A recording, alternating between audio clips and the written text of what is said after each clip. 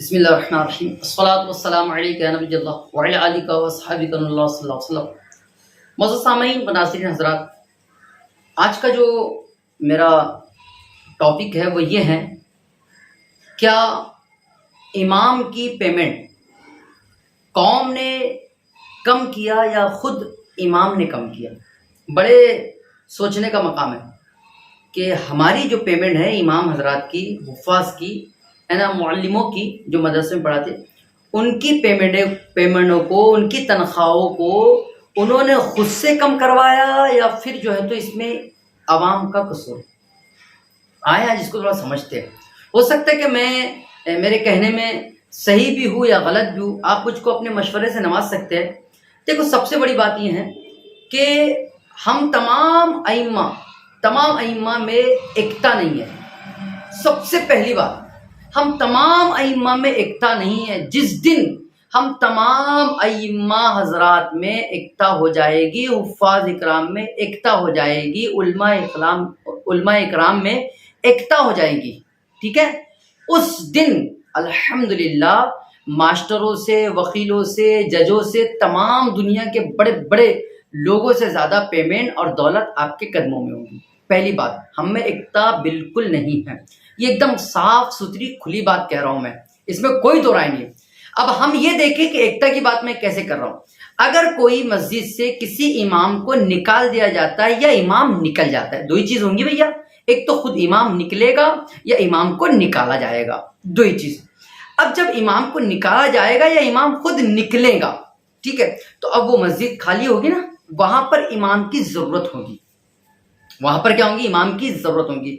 ہم ائمہ کے اندر اتنی گندی عادت آ چکی ہیں کہ وہاں کے صدر کا، کمیٹی کا، سیکریٹری کا، ان کا نمبر ہمارے تک آنے سے پہلے ہم خود وہاں فون لگا رہے ہوتے، ارے ہم نے سنا ہے آپ کی مسجد میں امام صاحب نہیں ہے، چلے گئے وہ، ہم نے سنا ہے ایسا۔ جی دیکھیے، ایک بات میں بتاتا ہوں آپ کو، آپ نے کرانہ کی دکان میں گئے ہوں گے، آپ کرانہ کی دکان میں سودا لیا ہوگا، آپ نے لیا ہے کہ نہیں لیا؟ وہ لیا۔ اب جب وہ کرانے کی دکان سے کچھ سودا نہ لینے کی بات جناب والا، یا وہاں پر کوئی دکان میں سودا نہیں ہے، تو وہ خود کرانے دکان والا تم کو بھیجتا ہے، یا وہ جو ہے جو دوسرا کرانے دکان والا ہے وہ وہاں پر آ کے بولتا ہے کہ ارے بھیا جو چیز یہاں پہ نہیں ہے وہ میرے پاس سے لے لو؟ بولیے آپ، ہوتا ہے کیا؟ ہم اتنے بھی گر چکے ہیں، ذرا ہم خود سوچے، ہم اپنے آپ پہ غور و فکر کرے، ہم اپنے آپ، کیا ہم کو یقین نہیں ہے اللہ تبارک و تعالی رزاق کر کے؟ بولیے کہ یہ صرف زبانی دعویٰ ہے ہمارا؟ ارے بڑا دل دکھتا ہے یار۔ ہوتا یہ ہے کہ یہاں سے امام اپنے گھر تک بھی نہیں پہنچاؤں گا، ابھی بہار کا ہوں گا، بہار نہیں گیا ہوں گا، یو پی کا ہوں گا، یو پی نہیں گیا ہوگا، ہے نا، آندھرا کا ہوں گا، آندھرا نہیں گیا ہوں گا، چھتیس گڑھ کا ہوں گا، چھتیس گڑھ گھر پہ نہیں پہنچاؤں گا، تو وہاں کے کمیٹی کے پاس ایک دوسرے امام صاحب کا فون چلا جاتا ہے، جی میں خالی ہوں، آپ اگر بولے تو میں کل آ جاؤں، جی کل آ جاتا ہوں میں، اور پیمنٹ کا کوئی مسئلہ نہیں۔ دیکھو کیا بول رہا ہے ابھی، پیمنٹ کا کوئی مسئلہ نہیں، آپ 7 دے، 6 دے، 8 دے، کوئی مسئلہ نہیں، ہم آ جائیں گے۔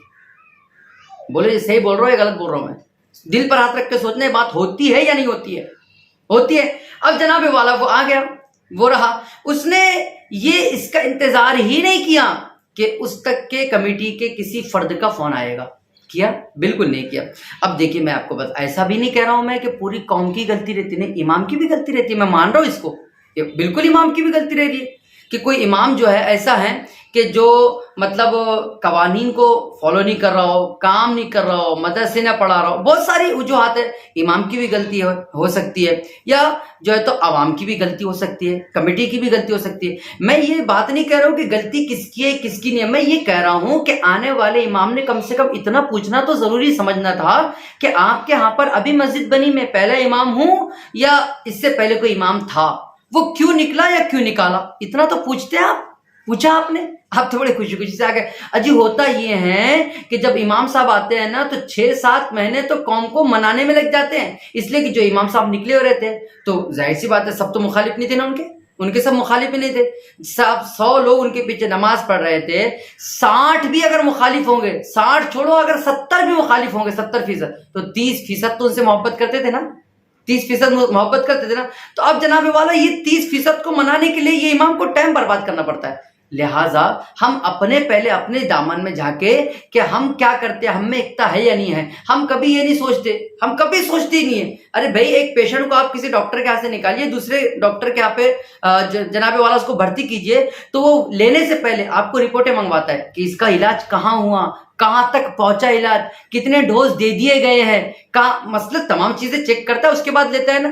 ہم یار اتنے گر چکے ہیں کہ ہم کبھی پوچھتے ہی نہیں ہیں، ہم کہیں سمجھتے نہیں ہیں، اور بعد میں پھر وہاں پہ جب پیمنٹ کا مسئلہ آتا ہے، جو حال عین کا تو وہ حال غین کا ہوگا۔ کیا مسئلہ ہوگا؟ صرف نقطے کا مسئلہ ہوگا۔ آپ کو جناب والا اللہ تبارک و تعالیٰ کی رضاکیت پر بھروسہ ہی نہیں تھا، آپ کو قوم پہ بھروسہ تھا، اسی وجہ سے قوم نے آپ کا یہ حال کر دیا۔ اب ہوتا کیا ہے، آپ پریشان ہوتے ہیں کہ اس نے جناب والا ہماری پیمنٹ نہیں دی، اس نے یہ تمام چیزیں کی ہے۔